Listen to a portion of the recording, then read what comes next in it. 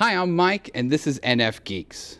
Well, this is a special video because today we're trying out new things and new sets and trying to up the production quality here at NFGeeks. And this is our current incarnation, so hopefully I'll be able to make more videos here and improve the quality of the videos that you've come to love so much. So because this is sort of our first video in the special location, I wanted to give it a special topic, and this topic is going to be a controversial topic for the personality typology community. And it's a controversial topic because it's a very minority opinion. And when I say minority opinion, I mean the minority of one, meaning me. I am the only person who holds this opinion.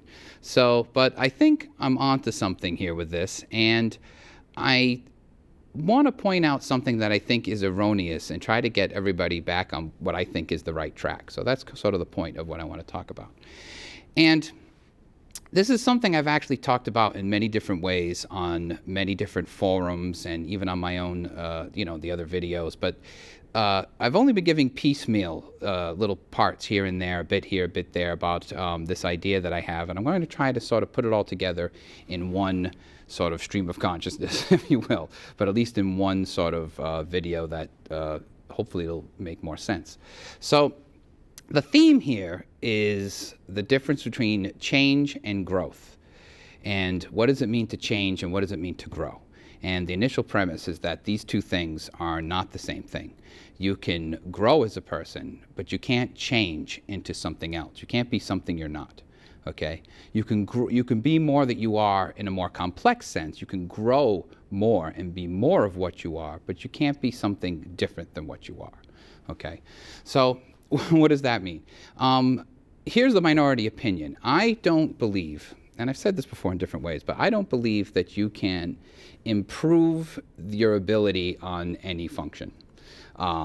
Inferior, dominant, auxiliary, whatever. I don't think that these things can actually be improved on in any way, in that you're pretty much locked in to whatever they are, and there's no way of really altering them or changing them. And I think the idea that they can be changed or worked on and somehow you can have a stronger extroverted sensing if you just worked at it or something, I think that's wrong. And I think it's wrong for two reasons. One is that the wrong conclusion is being drawn from observation, okay? So people are observing things but drawing the wrong conclusion. And what's behind that is a script within the culture of the MBTI community online and what is expected of that culture in terms of dialogue. And I think that's actually motivating the what is being interpreted in terms of the observations. Okay, so, but that's later. So what are, what do I think the problem is? So I think one thing is that something is being observed that is not what everyone thinks it is. So the first thing that people observe is different degrees of where people are on the functions, where people are on whether they're introverted feeling or, extroverted sensing or whatever, and that even within a type, there's a difference. So some ESFPs have better extroverted sensing than others. And an erroneous conclusion is that somehow that's because one person sort of worked on it and stretched theirs out or something like that. This is even more true about inferior functions. This is, people think that someone like me, an ENFP, could improve their introverted sensing. okay? And that's because there's differences of introverted sensing amongst the ENFPs. Some of us be working at it, and some of us are not. And I don't think that's true. I think that what is actually being experienced is a curve, a normal distribution curve through the functions, whatever they are, inferior or tertiary or whatever. And there's a curve within a type. So what I mean by that is that, let's take ENFPs. There are some ENFPs who are good at introverted sensing, and there are some ENFPs that are kind of mediocre and compared to other ENFPs, and then there's other ENFPs like me who have terrible introverted sensing. But the difference is just because it runs along a normal distribution curve, just like everything else in nature. So within the ENFP, there is a curve of how well someone is doing with their introverted sensing, okay? And the mistake is that to think that somebody is working harder than someone else or is doing the right thing is sort of like saying that, someone is tall because they really worked hard at being tall, okay? Or that someone who's short isn't working hard enough. If they just worked a little harder, they would be a little taller. So I don't think, again, that doesn't exist in nature. I don't think that's existing here. I think that the functions have a certain property to them that makes them sort of locked in and not necessarily something that can be changed. So what happens then? Because somebody will say, well, my memory is better or my sensing is better and I can do all these things. What's going on? I think what's actually happening is that other functions, stronger functions, are compensating for weak ones. And one of the mistakes that is being made over and over and over, I think, within the whole MBTI community is too much reductionism. And the problem with that is that when you reduce everything to just a function, so for example, even on the NFGeeks forum, people just want to talk about extroverted feeling, that's it. When you reduce something to just a function, you sort of lose how the whole system works, and that we have to take a more holistic point of view, and that all of these functions are actually working together as one thing. So what I'm saying is that when people think that they've improved their inferior function or their tertiary function or whatever, what's actually happened is that their stronger functions have compensated or are compensating for that, and what they're really experiencing is they're becoming conscious of the compensation, not that anything's actually growing.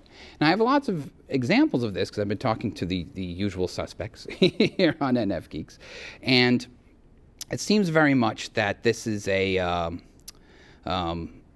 something that is going on amongst multiple types, that if you really think about it, your stronger functions are making up the difference for what's going on with your weaker ones, okay? And there'll be future videos about that where I sort of talk to people about how this is going on. I want to talk about a personal example, though, of this that happened not too long ago. If you've been watching the other videos, I went on an Enneagram training to learn about the Enneagram. And this training was about 60 miles from where I live. And I'm kind of old school. I don't have GPS or anything like that, and I don't use it. I just look at MapQuest and write a few notes to myself, and then off I go.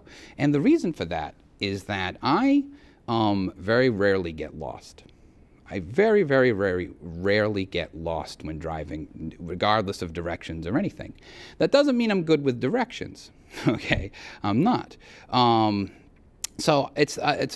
don't get lost not because I have good memory. I don't get lost because I have really good extroverted intuition, and that is compensating for the SI, okay? And what I mean by that is that when I'm driving somewhere, I sort of have this abstract intuitive knowledge of where I am in relation to where I need to go, in relation to wherever it is I'm going, that is not necessarily rational or based on memory. In fact, it's all based on feeling. When I think about it, it's very NF, because I'll have this very sort of clear extroverted understanding of the universe, and then I'll just kind of go with my feelings, like, oh, should I go left, should I go right? So this happened on the way to the Enneagram training. I'd gotten almost there. It was about 50 miles, 55 miles, almost to my destination. And this was taking place in a little New England town, and one thing about New England towns is that they're not very planned out towns, because this is when, New England, Massachusetts specifically, was once a colony, and so, city and towns aren't planned. You can't get to any 2 points in New England by a straight line. Everything's left and right and around, and then you go around a rotary, then you go back the way you came, you go down a one way, and then you turn left and go back the other way. This is all New England. So I got to that point in New England where it was all this very convoluted driving through roads, and I didn't know where I was. I kind of passed streets that I knew I should have went down or whatever, but I kind of just went with an NF, I'm going to go this way. So I just sort of extrovertedly, intuitively knew where to go, and I just went with what felt right. When it felt wrong, I didn't go in that direction. When it felt right, I went in that direction, and sure enough, without even knowing where I was, I ended up right in the guy's driveway. Like literally right in the guy's driveway. I recognized it from the picture and went, oh, here I am, boom, and stopped.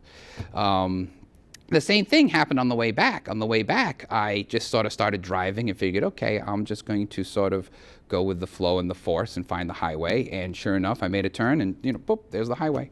I didn't have to go round and round and round and round and look for signs and all that. I never do. That's because my extroverted intuition, along with my introverted feeling, are taking over for and compensating where the introverted sensing and probably extroverted thinking are sort of leaving off. So I think that's what's actually happening. I think that when people are having experiences where they're doing things that they associate with other functions or types or temperaments, they think they've gone into that world, or that they've changed their personality to the point where they can be in that world. And I don't think that's what's happened. I think what's actually happened is that all their functions, specifically their dominant and auxiliary ones, working together have compensated, okay, and allowed things. A little broader example is the issue of kinesthetics, which means the ability to use your hands and the ability to make things happen with your hands or with your body or whatever. And people usually associate that with SPs, and that's true, but only because their way of knowing is specifically aimed toward the kinesthetic. It doesn't mean that the other types can't do kinesthetic things. There's lots of different types who are into sports or even musicianship. A lot of NFs are musicians, they have some sort of kinesthetic. But again, what I would say is to all of that is that anybody who's involved in some kind of physical activity, the strength of that physical activity is actually coming from your functions as they are, not from functions that you've somehow developed and changed, okay? That's not the case. So the third thing I want to say about all this regarding what's being observed is that, and this is going to lead into how culture and dialogue affects these things, is that nothing in nature exists this way. Everything in nature has absolute sort of limitations in terms of characteristics or in terms of properties. And I know all the philosophy people are going to start getting into, like, is there an essence, and Aristotle and all that stuff. Okay, that's for the NTs to deal with. But everything in nature works within a certain frame, okay, and a certain level of limitations. And that's really the issue here, is limitations, okay, and that people don't want to realize that there are limitations to their type, okay, that are not changeable. But that's true about everything. Okay, everything has certain limitations to its being, and if it didn't have those limitations, it would stop being that thing.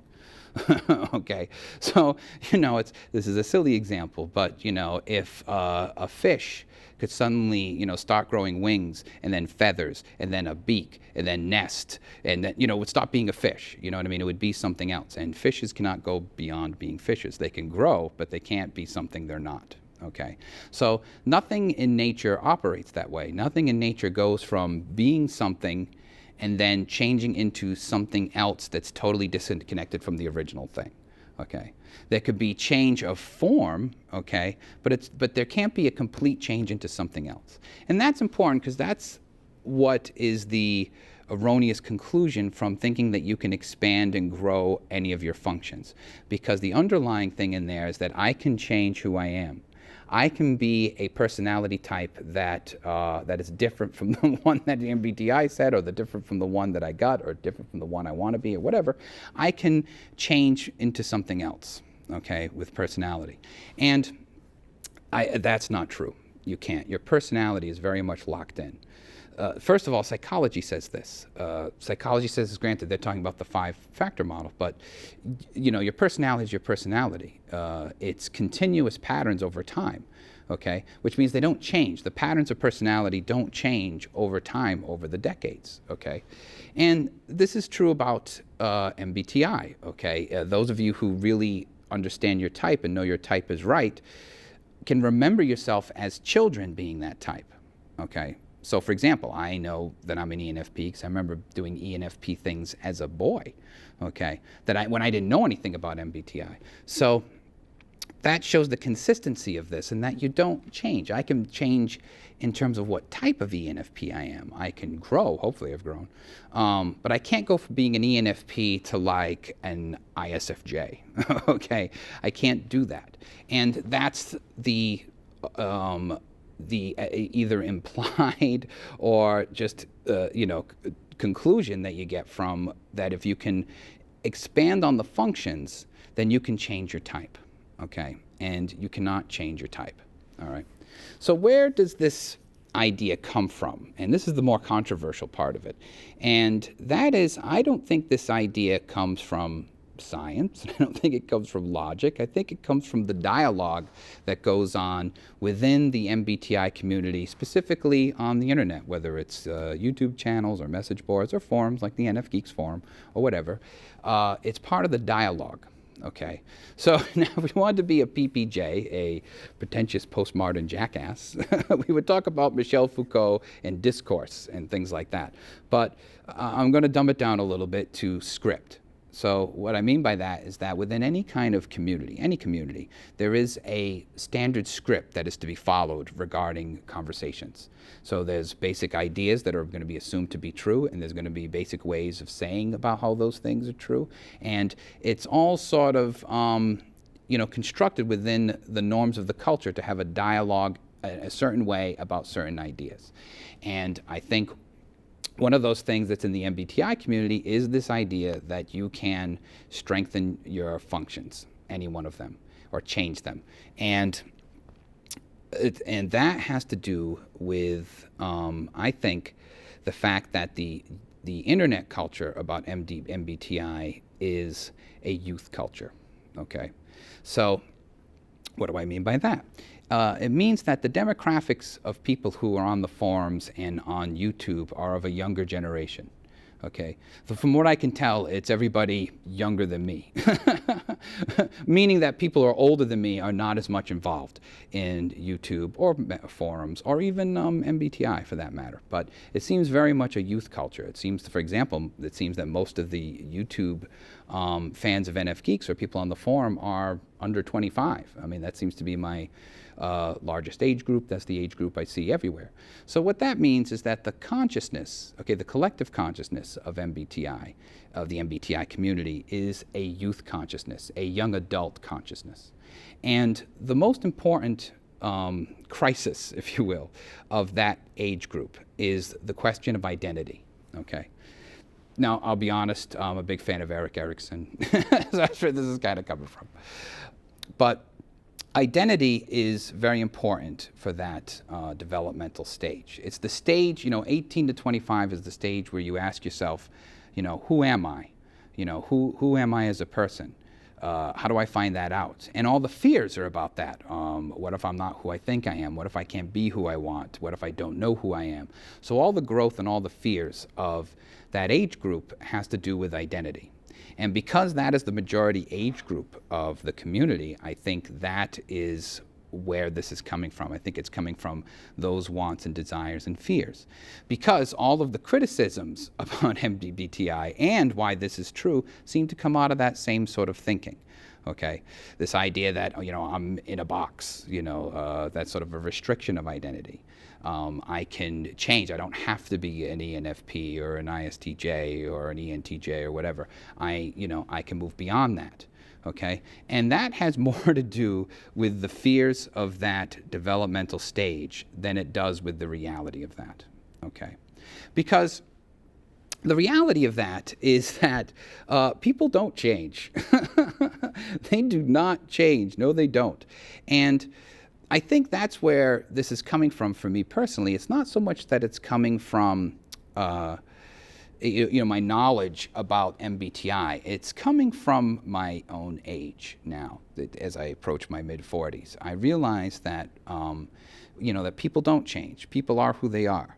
Okay, their personality doesn't. You'll see this too. Any of you who are younger, if you're around your early 20s, you'll meet people from college or high school when you're my age in your mid 40s, and you'll think, wow, are they still the same? And so much time has gone by, and then they'll start talking, be like, oh yeah, they're exactly the same, So people don't change. Now that doesn't mean that let me put it this way. That doesn't mean that the developmental stage between 18 to 25 that's about identity is wrong or is stupid or immature. That's not the case at all. It's exactly the way it should be for that age, for that developmental stage. And it should be true for the audience of NFGeeks or wherever. That makes sense. So there's nothing wrong with that stage. And there's nothing particularly superior about the developmental stage that I am on. I'm just older, really. I mean, that's it. But having those years between us, it is very apparent that people don't change. And even for myself, okay, what I've discovered is that, and everybody my age discovers, is that we're very, very much tied into our limitations, okay? And that our limitations are real and they cannot be broken, okay? And that wisdom is not realizing what you can do, but realizing what you can't do, okay? And this is where MBTI is very, very helpful, because if I look back over my life and where all my limitations were, they all line up with ENFP limitations, okay? Even going back to childhood. So by understanding the limitations of ENFP and my own limitations, I then have a clearer view of myself, okay? Now, there's where the problem lies, is this idea that somehow the more you accept and understanding your type and accept this whole system, the more restricted you are and the less you're really going to know yourself, okay? And that's wrong. That comes out of, again, the fear of the developmental stage of youth. Again, a realistic, totally understandable, and totally appropriate for development fear. But it's really about that. It's about that somehow if if I get involved in this or I hang on to this, I'm sort of stuck, and then that's going to affect my growth. The truth is, it's the other way around, okay? What that means is that once you really accept your limits, just forget MBTI for a minute, once you accept your limits, what your actual limits are, then you can truly grow. And then you'll have more and more options, okay? So once you understand who you really are, and understanding who you really are isn't about understanding what you can do, it's really understanding what you can't do.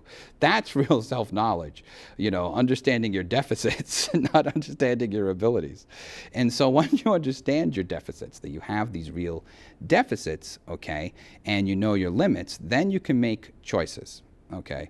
Prior to that, you really can't make any choices. When you think that you have no limits, or that you're all the types or none of the types or whatever, then you're not making intelligent choices, because you're just sort of going through life at random. You're sort of picking things randomly, or you picking things on criteria that aren't actually useful in terms of your own personality type and your own growth. And so it becomes sort of this random exercise.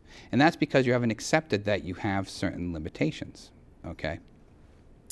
And that leads to a very important issue that surrounds all this, and that is the issue about type versus identity, okay? These are not the same things, and that's one of the things I want to reassure people about. Your identity is constructed social face that you put on and also connect with for yourself, and your type is part of your identity.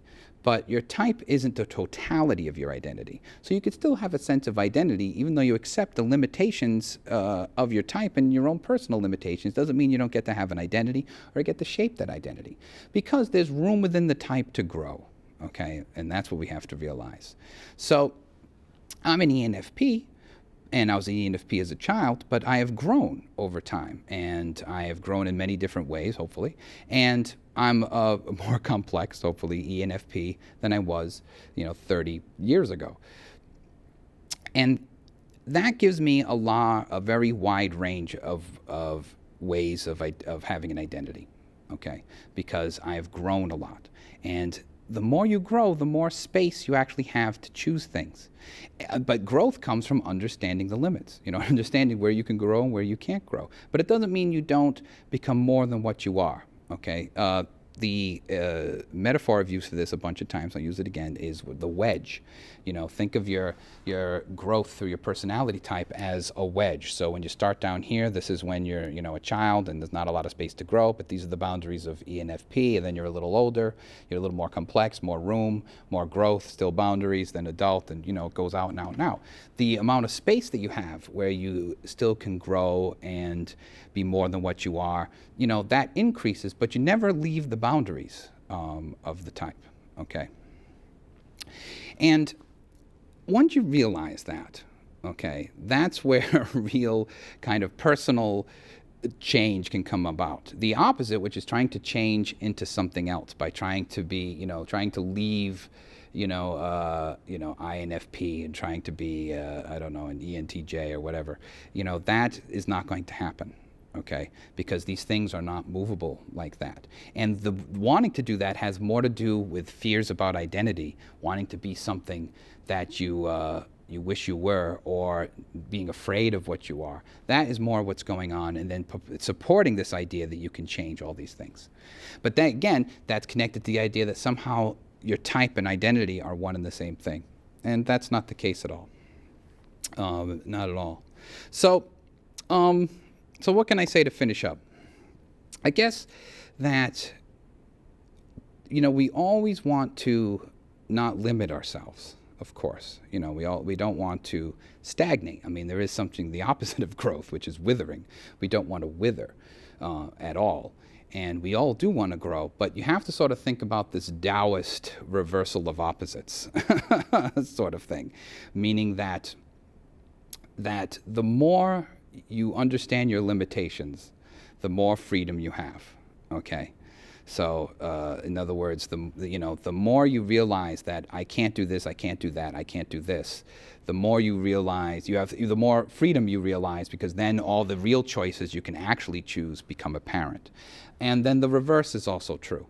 The more freedom you try to give yourself and think that you're boundless, the more limited you're going to be. If for no other reason that boundlessness is sort of irrational and kind of filled with hubris. Okay, I can be anything. I can be the pro golfer, astronaut, write the great American novel, swim the English Channel.